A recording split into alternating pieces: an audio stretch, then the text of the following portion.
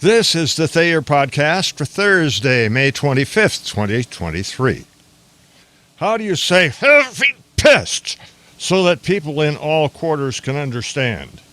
How does one make clear to anyone with an ounce of common sense that angry is not the right word, and neither is disappointed and not even hurt? Effing pissed just doesn't cut it.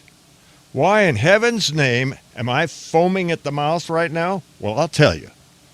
It's because I've always had faith in our beloved American Fourth Estate, even when it was nicknamed the mainstream media. But now the truth is out, and it ain't good. WAPO, the Washington Post, the outfit that broke the Watergate story and then stayed with it for 2 years. One of my heroes.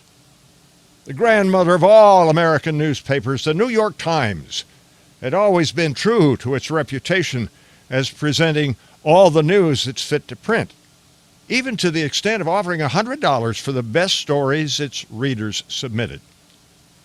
Had my loyalty, at least. CNN, the first actual cable news network, the one that covered Desert Storm like a blanket, set the bar for live broadcast journalism.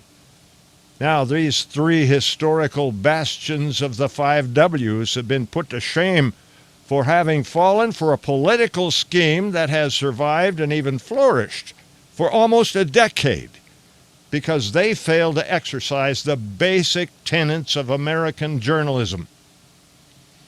Now, half the population of this great country actually believe in their heart of hearts that the 45th President of the United States of America is a criminal, a craven traitor that the U.S. House of Representatives impeached 2 times. The second time, he had only 7 days left in office, making him the only federal official in history to be impeached twice. Doesn't matter that the Senate, in both instances, would not convict him. The mainstream media did that, and that's all anybody cared about. That is, until a few days ago, when the details of Special Counsel John Durham's report disclosed that CIA Director John Brennan had briefed then-President Obama and Vice President Biden and their staffs in July of 2016 on Hillary Clinton's plan to tie then-candidate Donald Trump to Russia. The Clinton plan, which included the infamous Steele dossier, worked beyond anybody's expectations, and it convinced a majority of America's electorate that Trump should not be reelected for a second 4-year term. I'm not a Republican, although I used to be.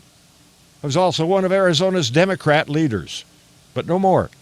I've been an Arizona NPD independent for more than a decade, and I've been writing a Facebook column twice a week and airing a matching podcast on Twitter, Facebook, True Social, Rumble, and YouTube for quite some time. Yeah, you could say I'm hurt and disappointed and angry, but that doesn't come close to describe how effing pissed I am that the best journalists in the world were hoodwinked into buying into Clinton's plan to turn Donald Trump into the most despised man in America.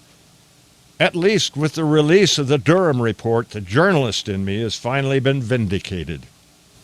Improvise, adapt, overcome. Semper Fi.